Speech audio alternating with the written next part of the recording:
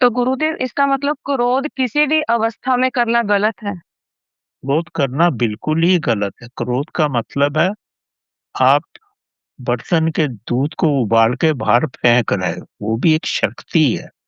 आप जो भी करते हो आप अपनी शक्ति का हरण कर रहे हो। तो क्रोध करने से एक तो दूसरा आपका दुश्मन हो जाएगा और आपके अंदर इतनी ज्यादा नकारात्मक ऊर्जा आपके अंदर आ जाएगी कि आप सो भी नहीं पाओगे। तो क्रोध को सह लेना ही उचित है।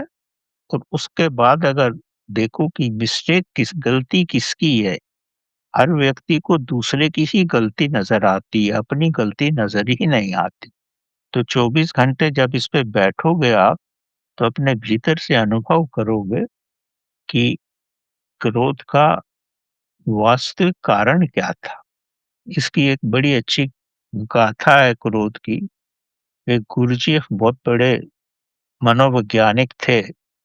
जब उनके पिताजी का स्वर्गवास होने लगा, तो उनके पिताजी ने इनसे कहा कि मेरे पास तेरे को देने के लिए कुछ नहीं है, लेकिन मैं एक सूत्र लिख के जा रहा हूँ। तू अभी छोटा ही है, 8 साल का है। जब तू 18 साल का हो जाएगा तो इस सूत्र को पढ़ लेना। उन्होंने लिफाफे में लिख के उसको सूत्र दिया था।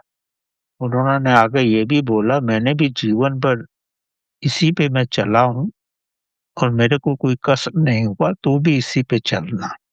तो जब वो 18 साल का हो गया, उसने उस लिफाफे को खोला और देखा, तो उसमें एक ही सिद्धांत लिखा था कि जब भी जीवन में क्रोध आए, तो उसको 24 घंटे के लिए पोस्टपोन कर देना, उस समय रिएक्शन नहीं दिखाना। तो ये बहुत बड़े मनोवैज्ञानिक हुए बाद में, तो इन्होंने कहा कि मैंने पिताजी की इस बात को पूर्ण रूप से समझा और उसका पालन किया। तो उन्होंने किताब लिखी अपनी और बोले कि मेरे को 99% केसेस पे यही आभास हुआ बाद में कि मेरी अपनी ही गलती थी। 1% लोग ऐसे थे जिन्होंने मेरे पे अनजाने में क्रोध किया, तो उनकी उनकी चेतना इतनी नहीं पड़ी हुई थी, मतलब वो विकसित नहीं थे, वो कुछ समझ नहीं पा रहे थे, इसलिए उन्होंने क्रोध किया।